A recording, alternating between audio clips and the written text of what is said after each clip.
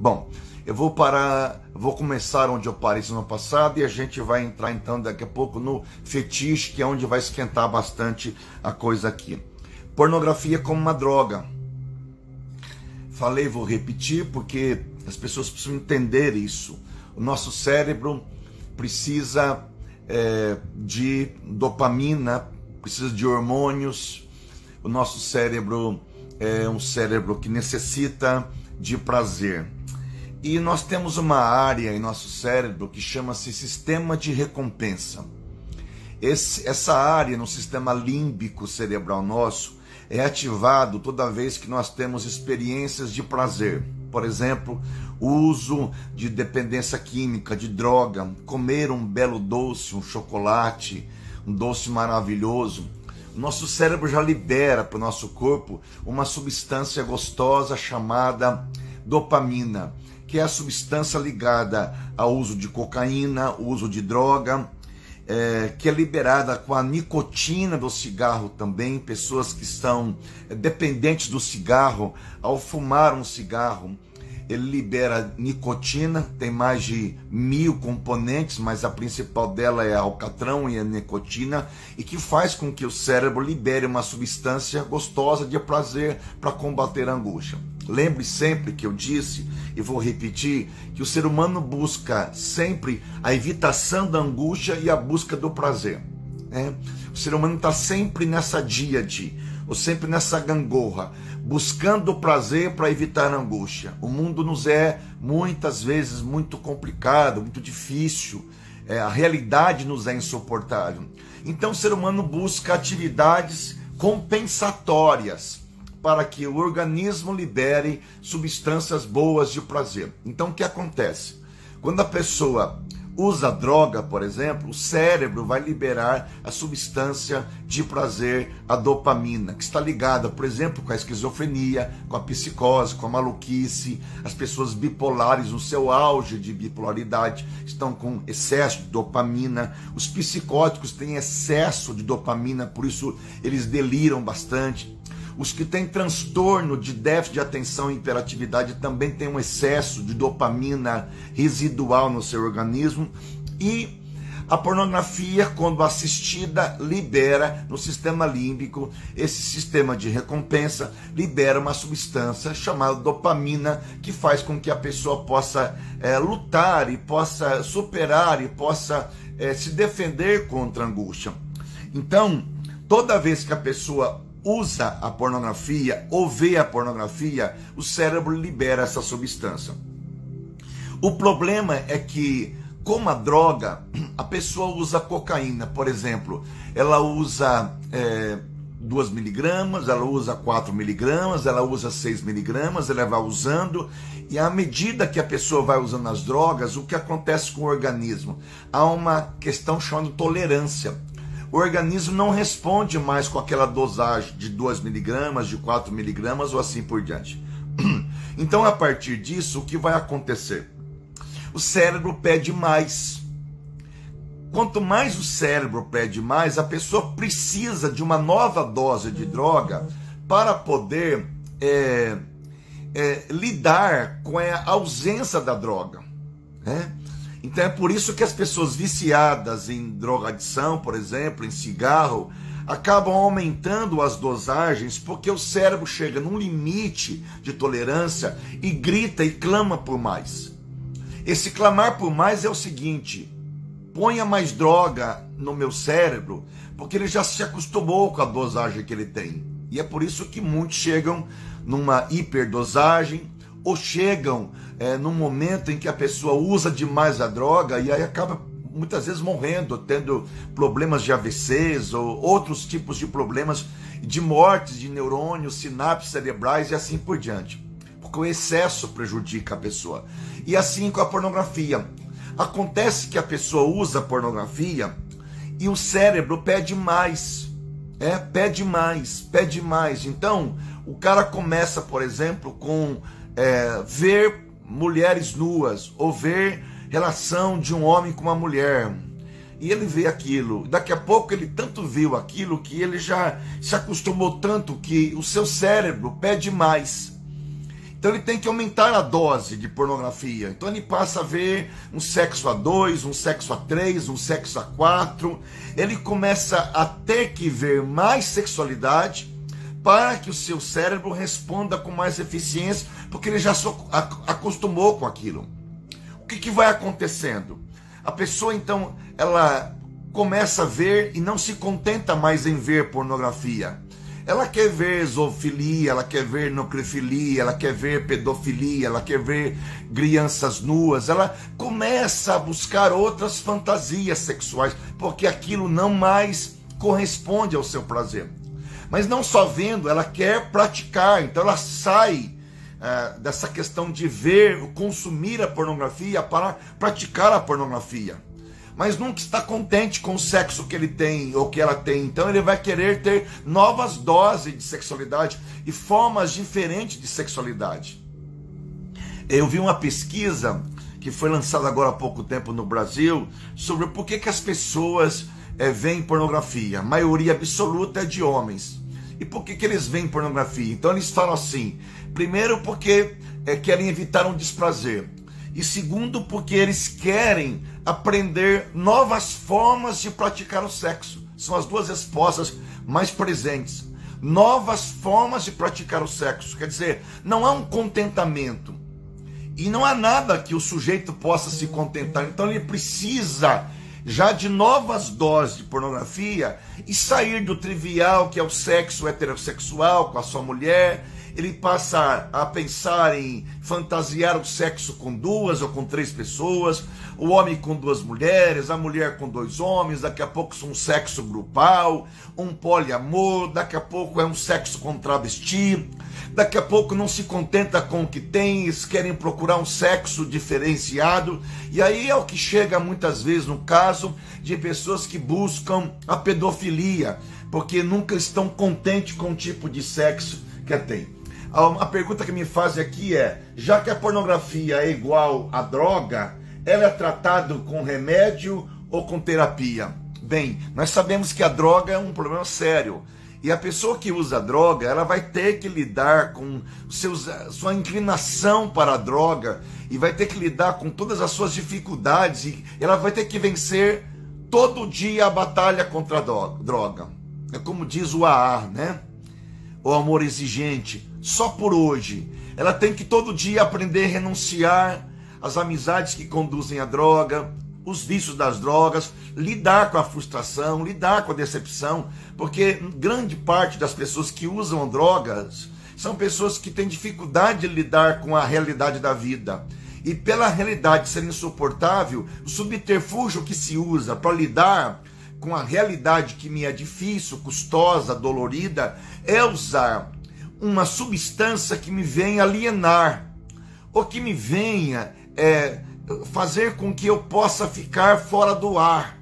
Sabe que a primeira coisa que a pessoa faz quando entra num hospital psiquiátrico e ela surtou, e surta por excesso de dopamina, volta a repetir, o hormônio ligado ao sexo em demasia, o hormônio ligado à drogadição é a dopamina. O excesso produz desvaios, delírios.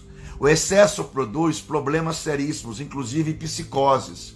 Ela rompe com a realidade. Então, quando a pessoa vai ser internada no hospital psiquiátrico, a primeira coisa que a pessoa faz é dopar. É dopar a pessoa para baixar o nível de dopamina. Usando o que se usa bastante hoje é o Haldol, um remédio antigo que é muito usado. Usa hoje em dia também a risperidona, que é outro remédio bastante usado, e o Invega, que é um remédio injetável que se usa para conter as psicoses. Então, tem que pensar numa coisa importante. Se a droga é relacionada com o vício do sexo e o sexo das drogas, é importante que as pessoas possam todos os dias lidar com isso. Lidar de que maneira? Aprendendo todo dia a morrer para isso, renunciar isso. Não há como vencer esses vícios sem não morrer. Mas o morrer, claro, não é algo físico, não é matar, suicidar. O morrer é morrer para o eu, morrer para o desejo, é morrer para o ego, é morrer para esse desejo que leva a pessoa a se alienar, a ficar dopada. Então a pessoa que entra em surto, ela é dopada para romper com a realidade. Na verdade, a pessoa que usa muito droga, o que usa muito sexo, o que usa muito pornografia, são pessoas que querem ficar dopadas, alienadas da realidade, porque a realidade é insuportável. Então presta atenção, uma coisa importante. Por isso que eu falo sempre que a pornografia é um sintoma. A drogadição é um sintoma, não é uma doença, como quer a psiquiatria ou os cognitivistas. A drogadição e a pornografia é um sintoma. Que sintoma que é esse? É um sintoma de eu não suportar as dores da vida. É um sintoma de ter uma realidade que me é insuportável. É um sintoma porque eu fujo da realidade, me refugiando no quê? Na dopagem, né? O que eu falei para vocês sobre adição? O adicto é aquele que usa droga. É usado o nome como adicto, aquele que adiciona. Uma palavra do latim. É aquele que adiciona algo à sua vida. Mas a palavra adicto do latim quer dizer dicto, é dicção, é voz. E a é a negação. Então quando a pessoa usa a droga ou usa a pornografia, ele está substituindo a voz, a fala, o desabafo, trazer para fora a sua angústia, a sua dor. Ele substitui a fala, adicionando à sua vida pornografia ou a droga. Por isso que a droga, a pornografia é uma adição. O sujeito emudece, ele não fala do que dói na sua alma. Ele não fala do que lhe causa tristeza e angústia. E ao invés de ele falar, ele se cala e substitui a fala pela adição das drogas. Então, uma grande saída para lidar com pessoas que usam dependência química ou drogas ou sexualidade depravada é você questioná-lo e perguntar por que você precisa usar isso. Qual o lugar que isso ocupa em sua vida? Por que você precisa usar as drogas ou usar a pornografia para tentar se livrar de uma situação que lhe é tão desfavorável e tão complicada? Agora, para eu responder aqui mais uma pergunta para você. A diferença é que quando a pessoa usa a droga, e ela para de usar a droga, logo o seu organismo se desintoxica. Mas as imagens pornográficas ficam na mente da pessoa a vida toda. Por isso que uma criança precisa ser protegida da pedofilia e das imagens pornográficas. Se uma criança não for protegida de imagens pornográficas, essa criança vai ter sérios problemas no futuro de vício sexual por estar fixada nessas lembranças eróticas. É o que Freud chamava de traço minêmico. Traço minêmico são os registros das primeiras experiências de prazer que a criança vivencia, e fica um registro psíquico. Por isso que para a criança é tão traumático a sexualidade, e é tão traumático ver sexualidade, ou ser induzida à sexualidade, ou sofrer um abuso, porque ali fica marcada, ou marcado no psiquismo da criança, alguma coisa que ela não tem a capacidade de elaborar. O trauma vai rebobinar, o trauma vai ser visto lá na frente, em forma de prostituição, às vezes, de homossexualidade, em forma de travestismo, em forma de frigidez sexual. A maioria das estrelas pornôs são mulheres que foram abusadas sexualmente. A maioria de homens homossexuais, a maioria, e eu tenho 33 anos de atendimento às pessoas, a maioria de pessoas nas quais eu entrevistei, talvez quase que 100%, foram garotos que foram abusados sexualmente por um tio, por um pai, por um primo, por um amigo, por uma pessoa próxima. Então esse abuso sexual faz o quê? Faz com que a pessoa fique fixada nessas questões de sexualidade, porque ela não sabe elaborar, não sabe trabalhar. E esse trauma sexual vai se repetir na vida em forma de vivências assim, vivências desastrosas, vivências de sofrimento, vivências de dor. São meninas que foram abusadas sexualmente quando crianças e vão para a vida e se relacionam com homens abusivos. Atendi uma paciente que o irmão dela abusou sexualmente dela. O irmão tinha 14 anos, ela tinha 7 anos de idade. E ele abusou durante um bom tempo com essa questão da sexualidade. ele mexia com ela, ele esfregava nela, ele brincava com ela, e quase chegou um dia de ter uma relação sexual mesmo, de penetração. O que aconteceu? Ela calou tudo isso, ela nunca falou. E ela foi para a vida. E ela foi para a vida tão embrutecida, tão endurecida, tão defensiva contra os homens, e não se casou com ninguém.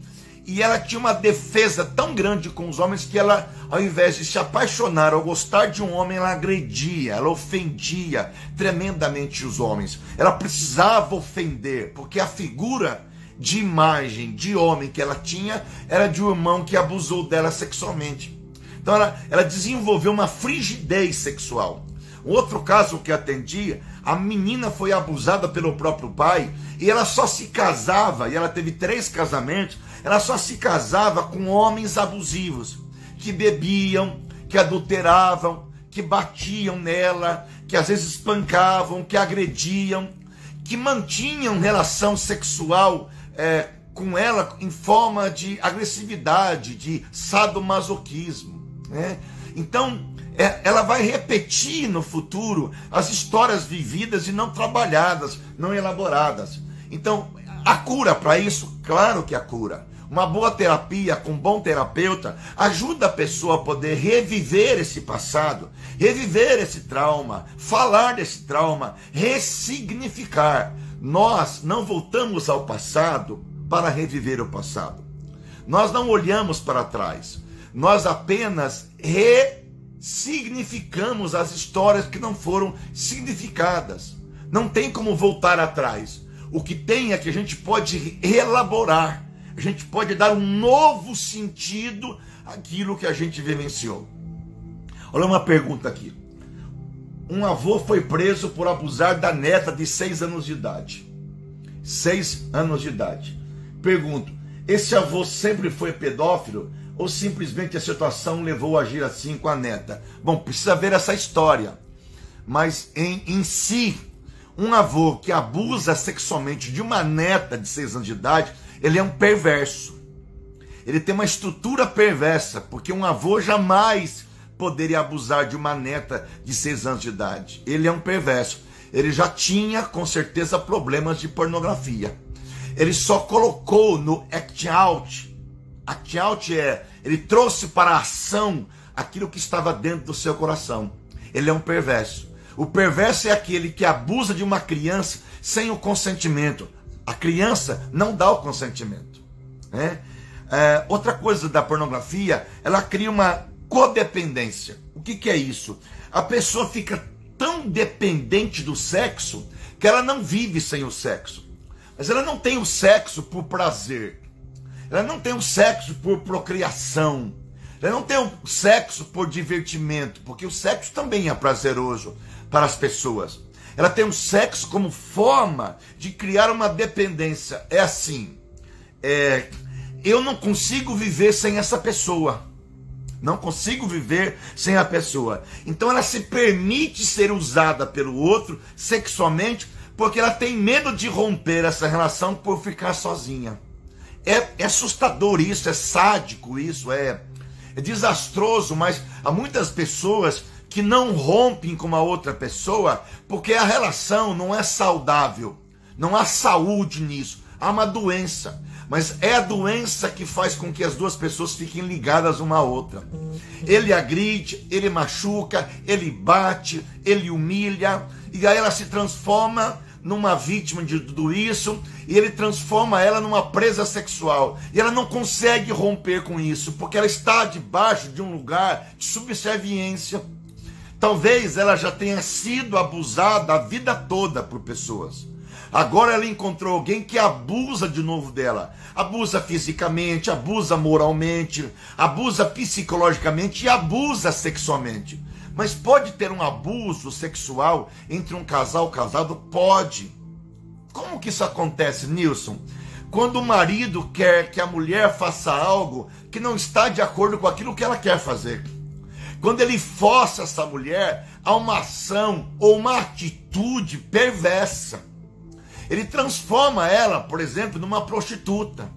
Ele transforma ela, por exemplo, num estado de que ela é um objeto para a realização do seu desejo.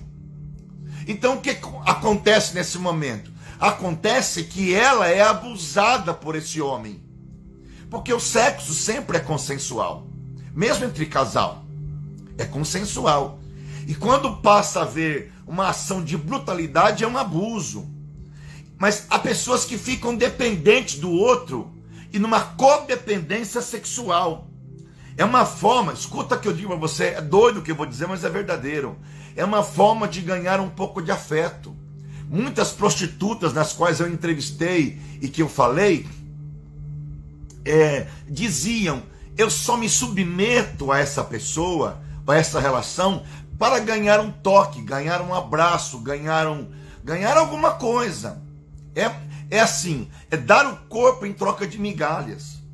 E o problema é que a mulher se sujeita muitas vezes a dar o troco em troca de migalhas. E a migalha dela, o que é? É um pingo do afeto. Porque ali não há amor. Ali é um objeto usado pelo homem para satisfazer o seu prazer. Depois ele joga fora e a vida segue. E ela se tornou simplesmente num objeto do desejo desse homem, sem desejar aquilo que queria fazer. Quando o irmão abusa de uma irmã que se o irmão não teve nenhum problema de ter sido abusado, como se chama esse tipo de irmão? É um abusador, é um perverso. É um perverso. Todo aquele que abusa de um irmão, de uma irmã, de um menino, de uma menina, de uma mulher, de um homem sem consentimento e de uma criança que, embora não tenha consentimento, não pode haver consentimento, porque a criança nem sabe o que é sexualidade, existe uma perversão. Perversão é o ato de romper com a lei para impor o seu prazer, sem pensar no prazer do outro, ou sem pensar se aquilo é bom ou não. Então, o dependente sexual tem medo de ser abandonado pelo outro. E esse medo de ser abandonado, a pessoa se sujeita aos mais tipos de comportamentos terríveis demais para as pessoas. Essas pessoas sacrificam a si mesmo para agradar os outros. Por isso que eu sempre digo o seguinte, o sexo é consensual. Eu não estou aqui falando sobre se o sexo é pecado, não é pecado. A minha questão não é sobre esse assunto. A minha questão é consensual? Ambos desejam fazer o que querem fazer? Ou se transforma num negócio assim, eu preciso agradar o outro, eu preciso viver para agradar o outro. E aí quando você vive para suprir o outro sem pensar no seu prazer, acabou, é codependência. É como alguém disse, é carência maldita, né? Outra coisa importante é que muitos, a Vanise diz aqui, não consigo não chorar assistindo. É verdade, Vanise. Ontem à noite estava falando com um rapaz da igreja, acabando o culto, gente. Um garoto de 9 anos de idade, que a mãe dele abusa sexualmente dele da seguinte forma. A mãe dele, olha o que eu vou dizer para você, a mãe dele mostra imagens pornográficas para um garoto de 9 anos de idade. Isso é um abuso, porque o abuso, gente, enfia isso na sua cabeça, por favor. O abuso não é só a penetração sexual. Abuso não é só penetração sexual. Você abusa de uma pessoa quando você expõe a pornografia para ela. Quando você pega uma criança e você coloca ela perante uma pornografia. Quando você mostra para uma criança uma nudez, você está abusando, porque esse psiquismo não consegue suportar isso. Abuso pode ser físico, pode ser verbal, pode ser sexual, pode ser de autoridade. E pessoas que abusam, sim, têm um transtorno de personalidade. Qual é esse transtorno? É um transtorno perverso. Chega a beirar a psicopatia. Os psicopatas abusam e matam. O perverso nem sempre mata, mas ele abusa do outro. Abusa e abusa muito. Então, pessoas assim são abusadoras em vários sentidos. E há várias formas de abusos. Uma criança num lar pode não ter um abuso sexual, mas pode ter um abuso de autoridade. Pode ter um pai e uma mãe que lhe arranque a sua liberdade de viver. Pode ter um pai e uma mãe que expõe essa criança à vergonha. Pode ter um pai e uma mãe, por exemplo, que libera uma palavra negativa de destruição dessa criança. Você não presta para nada, você não vale nada. Eu já tive meninas que falaram para mim assim, meu pai e minha mãe diziam, essa menina vai crescer e vai virar uma putinha. Desculpa a expressão, eu tenho que rasgar o verbo com você e quebrar o tabu. Essa criança vai virar uma putinha na vida. A menina vai introjetando essa imagem, introjetando essa ideia. Eu sou uma putinha. E quando vai para a vida, se transforma no quê? Numa putinha. E eu me recordo desse fato, quando a mãe veio reclamar para mim que a menina saía com vários homens, e garotos, e homens casados, eu dizia, onde que nasceu essa consciência de putinha que ela tem? A mãe baixou a cabeça, chorava, disse, essa imagem foi construída por vocês. Eu acabei de ler um livro muito interessante, estou lendo um livro, chama Pornificadas, é um livro de uma mulher americana, chama Pamela Paul, fez uma pesquisa sobre essa questão de pornografia, e ela conta no livro uma história de uma família que tinha um filho de 6 anos de idade. A mãe morreu, e quem veio cuidar dessa criança foram 2 tias já idosas. E essas tias começaram a vestir esse garoto como menina. E começaram a vestir como menina. E colocaram calcinha, colocavam sutiã, colocavam um vestidinho, colocavam um topzinho, né? Escuta bem isso que eu vou falar para você. Essas 2 mulheres eram solteironas e tinham um ódio terrível de homens. E o que elas faziam então? Elas começaram a projetar o ódio que tinham do homem sobre o menino, vestindo ele como uma menina. Esse garoto cresceu, virou um travesti, terrível travesti, se vestindo como mulher. E um dia, quando foi entrevistado, ele chorava copiosamente, dizendo, desde que a minha mãe morreu, minhas tias tomaram conta de mim. Meu pai viajava muito na vida, pouco parava em casa, e eu me transformei naquilo que elas fizeram de mim. Por isso que a ideologia de gênero destrói a criança e a infância. Por quê? Porque a criança chega na escola, ela tem 3 anos de idade, e o professor começa a falar, menino não é menino, menina não é menina. Aí entra um drag queen na sala de aula, entra um travesti e começa a falar da desconstrução biológica do sexo. A criança nem sabe o que é a constituição psíquica, e nem sabe o que é constituição sexual, e nem sabe o que é a sexualidade. O que vai acontecer? Ela vai ficar encucada, vai ficar pensando, o que é isso? Menino não é menino, menina não é menina. Isso vai transtornar, vai desviar o objetivo, o foco da sexualidade. E vai trazer uma insegurança, e vai trazer para a criança um desvio de sexualidade, sem que ela tenha sequer consentimento, sequer intencionalidade, e sequer condição psíquica para dizer o que é certo e o que é errado. A ideologia de gênero é uma falácia para destruir a geração futura, que são as nossas crianças.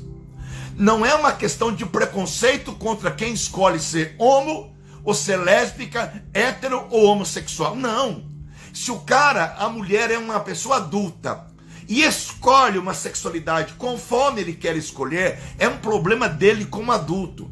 Mas você doutrinar uma criança a essa iniciação sexual precoce, sem o entendimento, sem a compreensão do que é aquilo, é um abuso. Então tem o abuso físico, o abuso sexual, o abuso de autoridade, psicológico, e tem esse abuso da ideologia de gênero, que nós temos que lutar, defender, batalhar, e temos que brigar no bom sentido para não permitir que isso atinjam as nossas crianças, porque é maldade, porque é desvio, porque é tragédia para a geração futura. Mais uma coisa importante, antes de a gente entrar na questão do fetiche. Aqui tem o seguinte, negligência e abuso negligência e abuso. Uma criança que cresce, que nasce, e não tem o cuidado afetivo, paterno e materno, amoroso, que não tem o investimento libidinal do pai e da mãe, o olhar afetivo, o olhar construtor, o olhar amoroso, derramando sobre a criança pelo olhar o amor. O Winnicott dizia que o rosto da mãe é o precursor da saúde mental. A mãe olha para a criança investida de libido, de energia da vida, e diz assim: é minha filha, é meu filho, eu amo. E esse olhar é um olhar libidinoso. Ele transmite para a criança o desejo de ser amado e acolhido, desejado, né? Então, quando você abandona uma criança, e não é só fisicamente, afetivamente, você está criando um ato de abuso. A criança vai sofrer seriamente pela falta do pai e da mãe, tá? Ó, mais uma coisa importante. Um estudo, gente, tudo aqui é científico, tá? Não é invenção minha, é científico. Um estudo com 100 dependentes sexuais, um estudo com 100 dependentes sexuais, amigo meu, Alain Brizotti, um dos caras mais inteligentes do mundo aí, ó. Vamos fazer uma live logo sobre narcisismo. Um estudo com 100 dependentes sexuais descobriu que para cerca de 70% das pessoas com vício de sexualidade, 70% tinha distúrbio de déficit de atenção e hiperatividade. Vou recapitular com você. O excesso de dopamina causa esquizofrenia, paranoia, delírio persecutório, causa pornografia em excesso, causa drogadição e causa TDAH, transtorno de déficit de atenção e hiperatividade. Pessoas que possuem transtorno de déficit de atenção e hiperatividade têm um excesso de dopamina liberado no organismo. E por que esse excesso existe? Primeiro, porque a gente vive num mundo de muito estímulo. A gente vive num mundo de excessos. E esses excessos, o nosso psiquismo não consegue elaborar, não consegue simbolizar. E esse excesso transborda em forma de loucura, de paranoia, de pânico, de depressão, esquizofrenia, pornografia, sexualidade. Esse excesso transforma demais. Eu tenho uma pesquisa aqui, gente, eu quero falar com você sobre essa pesquisa. Eu quero que você esteja atenta nessa pesquisa. Essa pesquisa fala sobre um trabalho realizado em 2016 com homens sexualmente ativos. Olha essa pesquisa, gente, por favor, é muito importante. O trabalho revela que a proporção de homens sexualmente ativos caiu de 81% para 73% em 2016. E que a ausência do desejo sexual e atividade sexual subiu de 8% para 15% nesses anos. A conclusão dos autores da Universidade de Cambridge, na Inglaterra, chegou à conclusão de que o homem está tendo menos desejo sexual, de que a tendência do homem é cair no desejo sexual. Olha aqui, ele vai falar aqui que em 1990, olha só isso, os casais de 16 a 64 anos faziam sexo 5 vezes por semana. Aliás, por mês. 5 vezes por mês. Essa média diminuiu no ano 2000 para 4 vezes por mês. Em 2010 diminuiu para 3 vezes ao mês. E a frequência caiu 40%. Mas o que popularizou Spielberg, que foi o cara que fez a pesquisa, o seu prognóstico é de que se as coisas continuarem assim, olha só o que ele vai falar. Em 2030, os casais não teriam mais relação sexual. E aí começou a trabalhar, e o Instituto Clínico de Sexologia de Barcelona, uma grande sexóloga chamada Francisca Moleira, disse que a falta do desejo é a consulta mais frequente entre os homens e as mulheres que vão nas terapias de sexualidade. E aí começaram a discutir, e qual que é a conclusão que eles tiveram? Presta atenção nisso aqui. Qual que é a conclusão que eles tiveram? Na questão do desejo, aponta Moleiro, a sexologia está fazendo muitas revisões e reinterpretações. Talvez porque já não precisam tê-las no mundo hipersexualidade. Olha o que eles concluíram. Tivemos tamanha overdose de estímulos visuais e sexuais que já nos tornamos insensíveis a eles e nos preocupamos em gerar novos estímulos para a nossa vida. O que chegou essa conclusão nessa pesquisa? Porque nós vivemos num mundo hiper de excesso de droga, excesso de informação, excesso de sexualidade, excesso de politização, excesso de ódio. Nós vivemos num mundo de excesso. E porque existe um excesso, as pessoas estão tão se acostumando com o excesso que torna-se trivial essa amostragem constante de pornografia. Então o homem passa a perder o interesse porque existe um excesso de amostragem. Ó, deixa eu mostrar para você uma coisa importante. Antigamente, para você ver pornografia, você ia numa banca ou tinha aquelas revistinhas que pouco se mostrava. O corpo não era mostrado.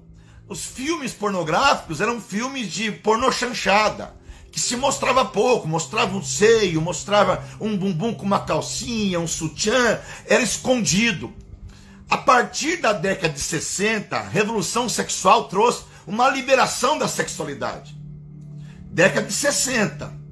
E de lá para cá, a sexualidade foi escancarada. Então, qualquer noticiário de televisão, qualquer propaganda tem sexo. Uma propaganda de cigarro tem sexo. De cerveja tem sexo. Tudo tem sexo. Então, essa exposição do corpo, do nudismo, foi tão forte que leva o ser humano a enjoar. Desculpa dizer essa expressão. Quando a carne é exposta constantemente, existe um excesso de carne exposta, então o homem perde o interesse, porque ele é muito gratuito demais isso. Por isso que a pedofilia tem crescido. E por que a pedofilia tem crescido? Porque a pedofilia cresce à medida que o objeto do prazer do homem diminui. Diminui por quê? Porque o excesso que existe, a exposição do excesso, leva o homem a se cansar de formas sexuais, leva o homem a se cansar de posições sexuais, de mulheres sexuais, e buscam alternativas para a sua sexualidade. Gente, eu vou entrar em fetiche.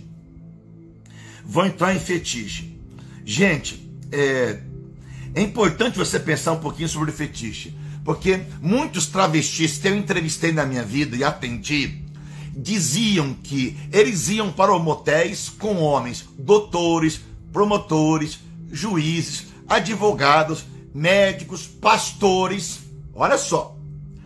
E chegavam no motel, o doutor, o advogado, o juiz, sabe o que eles faziam?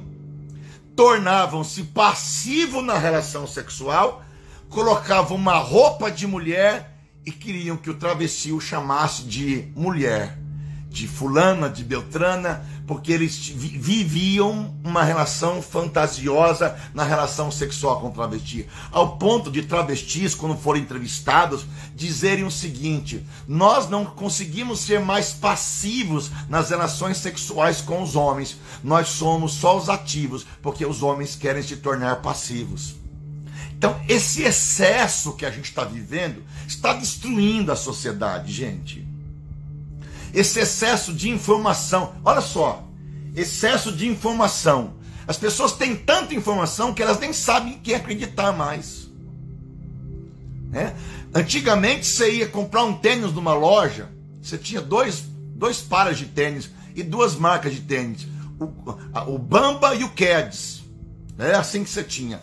Hoje você vai para comprar um tênis, você tem 300 marcas de tênis e 1000 tipos de tênis, você nem sabe o que escolher. Por quê? Porque o excesso produz a dúvida. Escuta isso, o excesso produz a dúvida. A teologia, tem tanta teologia sendo pregada, que você não sabe qual que é a teologia verdadeira mais. Há tanta visão política do mundo, você nem sabe qual que é a visão melhor possível. Por quê? Porque é uma geração de excessos. Então a criança cresce já no excesso. é excesso que o pai e a mãe dão para ela de rede social, é excesso de estímulo do ambiente, é excesso de velocidade, é excesso de dopamina, é excesso de adrenalina, de velocidade, e nesse excesso a criança nem sabe o que ela quer.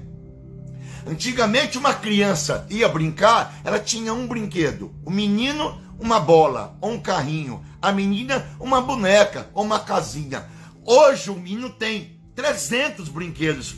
Ele olha para o chão, vê os brinquedos e diz assim: eu nem sei com o que eu brincar, eu não quero nem brincar, eu nem sei qual é o brinquedo que eu quero, porque os pais estragam os filhos com excesso. E esse excesso na infância vai transbordar no futuro de excessos. E o excesso no futuro é pornografia, é drogadição, velocidade, é o vício pela adrenalina, é o vício pela cocaína, é o vício pela dopamina.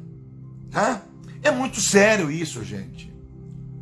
Por isso que nossa geração está comprometida demais por causa de tudo isso. O que é o fetiche? Para Freud, não vou explicar muito a psicanálise, mas para Freud, o fetiche é a substituição do falo da mãe. A criança, quando pequena, olha para a mãe e vê que a mãe, digo criança, digo homem, porque o fetiche é masculino. Não há como afirmar o fetiche feminino. A mulher pode ter fantasia, não ter fetiche, tá? A mulher é o objeto do fetiche do outro. Então o menino olha para a mãe e vê que a mãe não tem o falo, não tem o pênis. E ao olhar a mãe que ela não tem o falo, não tem o pênis, ele substitui a mãe, ou substitui o falo da mãe por uma imagem qualquer. Ele não quer crer que a mãe é desprovida do pênis tal como ele tem. Então, para lidar com essa equação mãe, falo, menino, falo, a criança recusa a crer que a mãe não tem o pênis. Isso porque ela não quer constatar que a mãe é castrada, que a mãe não é fálica. E porque ela também não quer ser castrada, o garoto então substitui no seu imaginário, eu vou falar sobre imaginário, no seu imaginário ele substitui isto, o falo da mãe, que é ausente na mãe, por um objeto, né? Substitui por um outro objeto da realidade. Por isso que o fetiche é uma ameaça da castração. E o fetiche é o véu que encobre o falo que a mãe não tem. E o garoto, por não crer no seu imaginário que a mãe não tem o falo, ele busca um objeto substituto. Não é à toa que você vai ver no fetiche coisas estranhas. Por exemplo, homens que gostam de mulheres com salto alto. Salto alto. Homem que olha uma mulher vestida de enfermeira, por exemplo, e se apresenta perante ele com um salto alto. O salto alto é substituição do falo. Do falo. Ou homens, eu tinha um cara que eu atendi na clínica e ele falava assim: desde que a mulher cortou o cabelo, eu perdi o desejo sexual por ela. Eu disse: mas como assim? O desejo sexual seu estava no cabelo dela? Disse: não, porque o cabelo dela me trazia uma lembrança de alguma coisa que nem sei muito bem o que é. E agora que ela cortou o cabelo, eu não tenho desejo sexual. O que é o cabelo comprido? Se não o exemplo do falo, da substituição. Eu sei que isso é doentio, mas é verdadeiro. Então os homens, eles fazem o quê? Eles não amam o objeto, eles amam eles não amam a pessoa, eles amam o objeto. Então é comum no fetiche o homem substituir a pessoa por um objeto. Por exemplo, ele quer um chicotinho na mão, ele quer aquele porrete que o soldado tem do seu lado, aquele cacetete. Ele tem um prazer nesse cacetete dele, porque é a história do falo. Isso para ele traz a lembrança de algo que ele tem medo de perder e que a mãe é desprovida dele.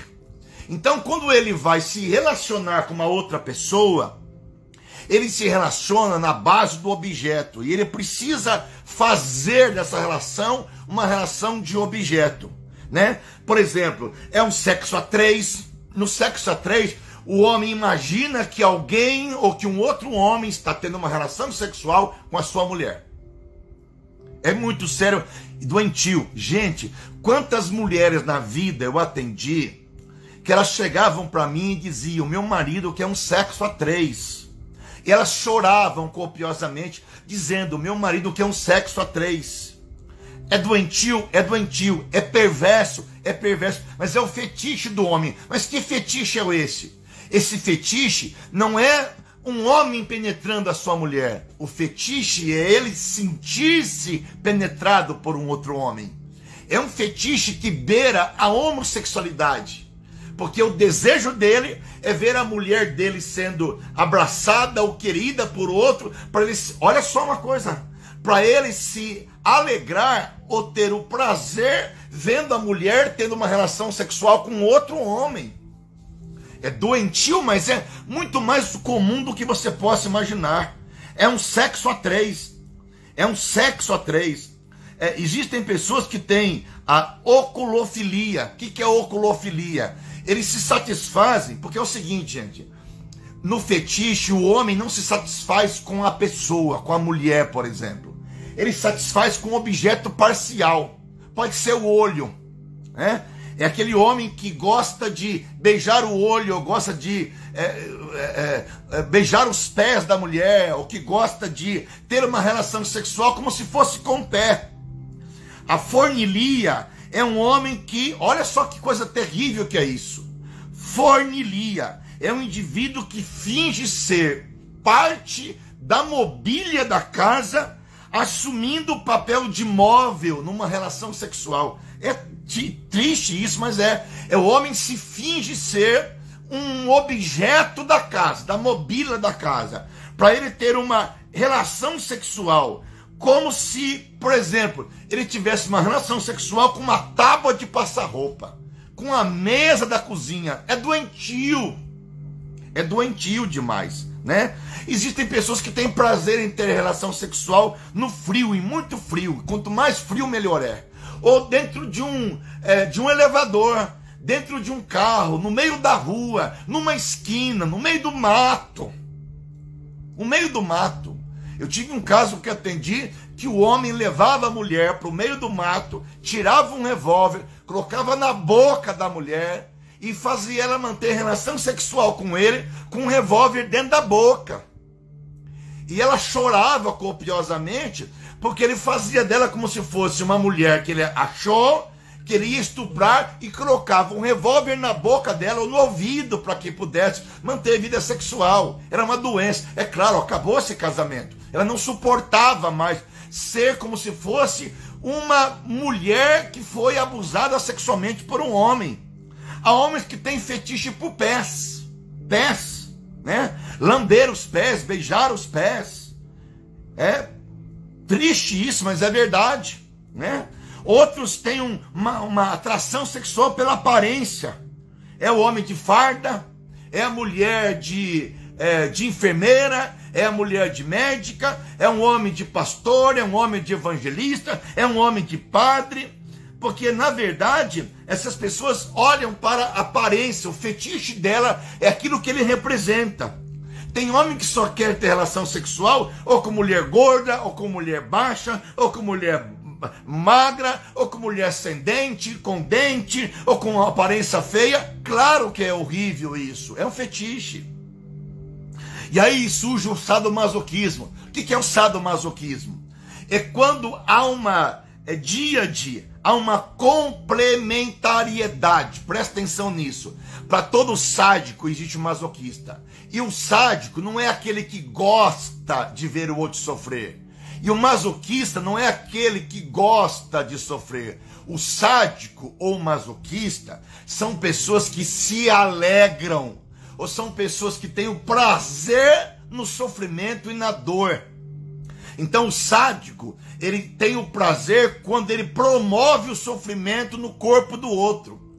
E o masoquista, ele tem prazer quando ele sofre do sádico a dor e a tormenta física. Por exemplo, enfiar agulhas no seu corpo, colocar um revólver na sua boca. Ou, por exemplo, urinar e defecar em cima um do outro. É coisa sádica demais, é masoquista. Mas o sádico só existe porque é um masoquista. Então, para uma pessoa sádica, ele encontra alguém que tem prazer no sofrimento. Então o sádico tem prazer em fazer o outro sofrer. E o masoquista tem prazer no sofrimento que o outro lhe impõe. Outra coisa, o voyeurismo e o exibicionismo. Exibicionismo. Para todo voyeurista, quem é o voyeurista? Aquele que gosta de se exibir. Ó, rede social tá cheio disso. Rede social é cheio de exibicionistas. Mas para todo exibicionista existe um voyeurista. Só se exibe para aquele que gosta de ser visto. Então a pessoa gosta de mostrar o seu corpo e alguém gosta de ver o corpo que é mostrado. Você vê que de vez em quando, aí no Instagram, no Facebook da vida, nos WhatsApp, as pessoas de vez em quando elas escorregam e mandam nudes. Tem artista que mandam nudes de vez em quando. Há um dia desse tem um cantor brasileiro, ele chegou a falar em público isso, que é o Ney Matogrosso, que ele foi publicar uma foto dele e de repente produziu uma foto dele nu. E ele disse, eu quis enviar para uma pessoa e de repente, sem querer, eu coloquei no Instagram. É o ato falho. Na verdade, inconscientemente, ele quer mostrar para todo mundo o seu falo, ou quem ele é, o seu seio, o seu peito, o seu bumbum. Então ele mostra para criar no outro uma expectativa de que ele é o exibicionista, de que ele gosta de se exibir, e para toda pessoa que gosta de se exibir, tem alguém que gosta de olhar. É como teatro e plateia. Só tem palhaço porque tem quem aplaude. Só tem palhaço porque tem alguém que ri. Se não há risada nem aplauso, o teatro cessa. Então todo o teatro só existe porque tem plateia. Então se alguém gosta de se exibir, é porque existe alguém que gosta de ver, de olhar. E o ser humano nesse excesso gosta de exibir. E exibe tudo mesmo, sem um pingo de pudor, sem um pingo de mentalidade. Inclusive crente. Crente, é incrível o que eu vou dizer para você. Na igreja, o corpo da irmã é um corpo santo, aquelas roupas fechadas, não tudo bonitinho, certinho, o pastor com terno e gravata. Mas lá na vida pessoal, na vida ali pessoal, a pessoa se transforma aquilo que você sabe o que é. Então esse é o fetiche. Quando a pessoa gosta de se exibir, o que ela está pedindo e gritando é: me olhem, me desejem, me vejam, me apreciem. Me apreciem. Tá? Então, é muito sério sobre esse assunto. Essa dependência sexual. Agora, deixa eu concluir com você, nosso tempo está indo embora. Semana que vem eu vou falar sobre a pedofilia e a pornografia. Qual que é o problema de homens? E eu vou falar aqui um pouquinho com vocês sobre esse assunto, porque eu recebi aqui mais de 50 perguntas sobre pornografia. Muitos homens veem filmes pornográficos e assistem filmes pornográficos. E eles chegam para casa e eles querem fazer com as suas mulheres aquilo que eles viram num filme pornográfico. Eles querem transferir. Isso não deixa de ser um fetiche. Porque eles estão dizendo com isso o seguinte: minha mulher se transforme na prostituta que eu vi no filme pornográfico. Aquilo que é visto no filme pornográfico não tem amor, não tem afeto, não tem carinho. Aquilo é uma indústria de sexo para vender. Para vender. Então aquilo não é verdadeiro, não é franco, não é honesto. Aquilo nem prazer existe. Aquilo existe puramente, animalescamente, um ato sexual. Que o homem é infiltrado, injeções no seu pênis para que ele fique ereto 4, 5, 6 horas por dia. Um filme pornográfico é gravado durante, às vezes, um dia todo. Então o que acontece? Quando você se consome vendo, sendo um consumista de pornografia, você quer trazer para a sua relação aquilo que você viu. E você está trazendo para a sua relação não só o pecado, mas a desgraça, a destruição, e transformando a sua mulher num fetiche. Não faça isso. Hoje o fetiche é mais do que ser um braço, uma perna ou um nariz. Eu atendi uma vez um cara e uma mulher que o cara tinha um fetiche por nariz de mulher. E quanto maior fosse o nariz da mulher, mais ele tinha prazer pela mulher. Aí eu perguntei para ele assim: você tem prazer pela mulher ou pelo nariz da mulher? Disse: não, é pelo nariz. Mas o que o nariz representa? Falo, a forma fálica, né? Por isso que você vê essas atrizes pornôs, essas mulheres sensuais, que elas colocam roupas diminutas, e elas usam aqueles saltos altíssimos demais, altos demais, e o homem fica todo excitado, porque ali dá uma impressão de poder, de autoridade, de domínio sobre esse assunto, né? É muito sério isso aqui tudo. Então, gente, você é homem, e a maioria dos viciados de pornografia são os homens. Você, homem, não transforme sua mulher num objeto, num fetiche. Ame sua mulher conforme a Bíblia diz para você amar a sua mulher. A Bíblia diz assim: vós, maridos, amai vossas mulheres como Cristo amou a sua igreja e se entregou por ela. Como ele se entregou por ela, como ele se doou por ela. Então, o desejo de Deus Pai para conosco é que você possa amar a sua mulher. Então, Efésios 5 diz: vós, maridos, amai vossas mulheres. Amai como Cristo amou a sua mulher, dando-se por ela para a santificar. É tão lindo esse texto bíblico que Paulo vai dizer, olha que ele diz: marido, ame cada um a sua esposa. Ame cada um a sua esposa. Como Cristo amou sua igreja, ele se entregou pela sua igreja. Como ele se entregou? Ele entregou a vida por ela, a fim de torná-la santa, purificando com a água pela lavagem da palavra, para apresentá-la a si mesmo como igreja gloriosa, sem mancha, sem ruga. Você vai ver que a mulher se transformou num objeto desse homem. Mas a Bíblia diz que essa mulher não é um objeto desse homem. Essa mulher tem que ser santificada pelo convívio com esse homem. Você, homem, precisa tomar a consciência de que o seu papel com a sua mulher é desenvolver nela a santidade. É de fazer com que a sua mulher seja mais santa. É de que o desejo da sua mulher seja para com você. Quando Adão e Eva pecaram, Deus falou para Eva, lá em Gênesis 3:5, o seguinte: Eva, o seu desejo será para o teu marido. Ou melhor, o desejo que a serpente usou para destruir você, você vai pegar esse desejo e não vai permitir que esse desejo se transforme em concupiscência, em carência. Por quê? Se o homem é um homem perverso, e se o homem é um homem que tem dificuldade de amar e de usar a mulher como objeto, a mulher se presentifica na objetivização do ser. O homem, ele se transforma naquele que vai usar o objeto, e a mulher se coloca como esse objeto. Está errado. Nem o homem tem que colocar a mulher como objeto, e nem a mulher tem que se permitir ser objeto desse homem. Então a mulher tem que dizer: eu não sou prostituta, eu me recuso a fazer isso. Ah, então quem não faz em casa, faz na rua. Não é casamento para ser vivido. Homens têm sadismo e têm uma fantasia por analidade sexual. E a gente sabe, biblicamente, o que isso representa, né? A gente sabe que não é só sadismo, é Sodoma e Gomorra. Então o que fazer? Não, porque a Bíblia diz que o corpo da mulher pertence ao marido e do marido pertence à mulher. Quer dizer que o leito do casal é um leito de democracia. É um leito em que, quando você rompe com o estado do limite, quando você rompe com o estado da liberdade do outro, se torna pecado.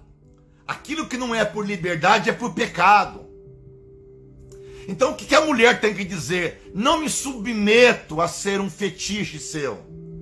E você que é marido, ame a sua mulher, cuide dela, valorize ela, trate com dignidade, como parte mais frágil. Cuide da sua mulher, santificando-a. Olha o que a Bíblia diz: você, homem, santifica a mulher. Paulo vai dizer que a mulher santa santifica o marido, e que o homem santo santifica a mulher. Como? Recusando esses extratos pornográficos que o mundo oferece.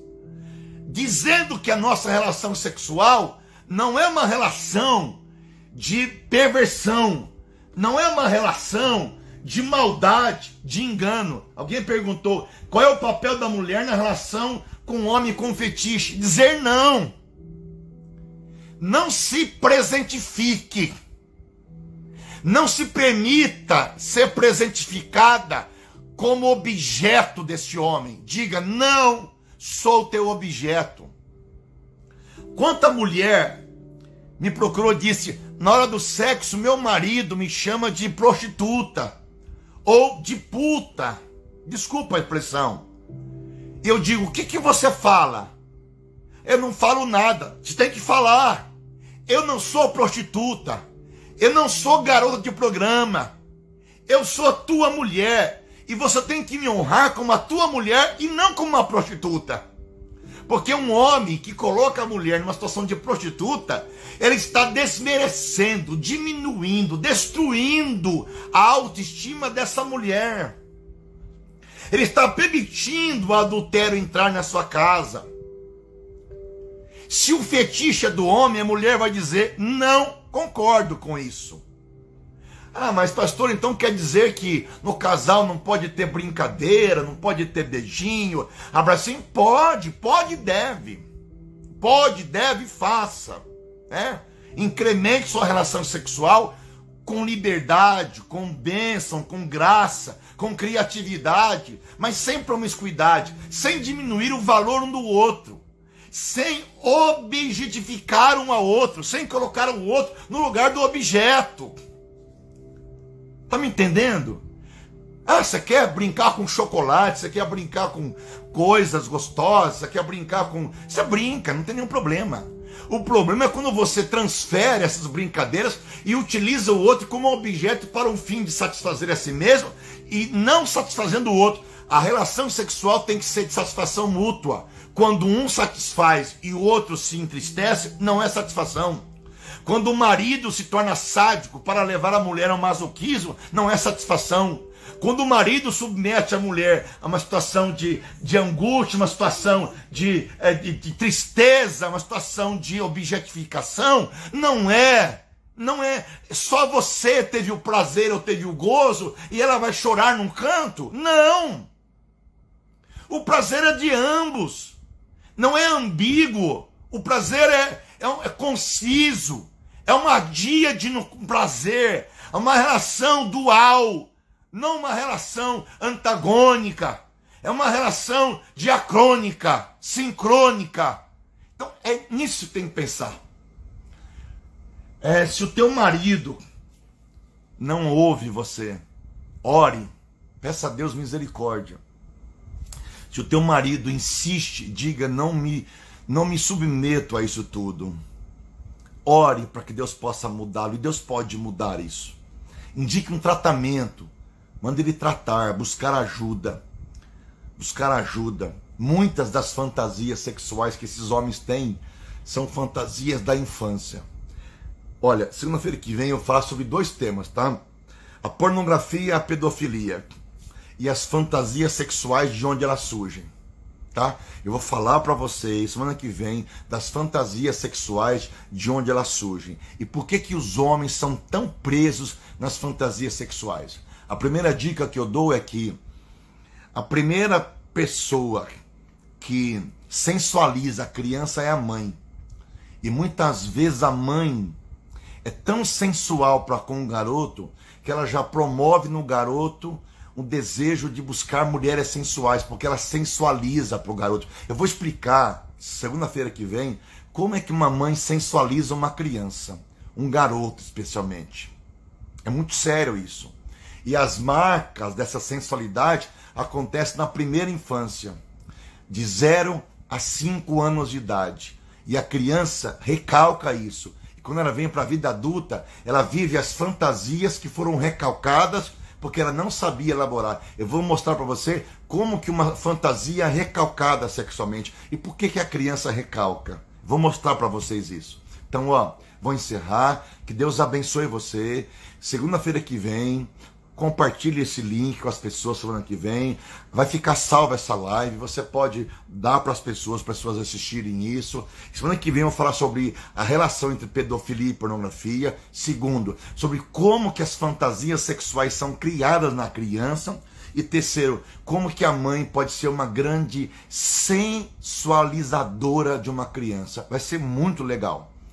E hoje nós lidamos com adultos que foram sensualizados.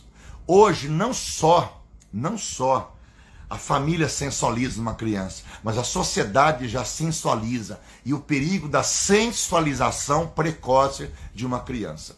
Semana que vem, tá bom? Semana que vem. Compartilhe com pessoas, vai ser top. E eu falo para vocês, gente, sem pudor. E eu falo para vocês rasgando o verbo. E eu falo para vocês sem nenhum tipo de dogma, sem nenhum tipo de mito, sem nenhum tipo de tabu. A gente tem que falar da sexualidade sem tabu, porque os que mais têm tabus na sexualidade são os mais adúlteros. Os pastores mais cheios de tabu são os mais adúlteros. Cuidado com o homem, com essas neuroses eclesiásticas de pastores cheios de tabus sexuais, mas que são um fogo enrustido dentro terrível. Tá bom? Deus abençoe, que o Senhor te abençoe, que o Senhor te guarde, que o Senhor santifique o seu lar e você, marido, seja um santificador da sua mulher. Minha irmã, pega essa live, põe o teu marido e faz ele assistir com você. Faz o teu marido assistir com você. E diga assim: eu não vou mais me subordinar a ser um objeto do teu fetiche.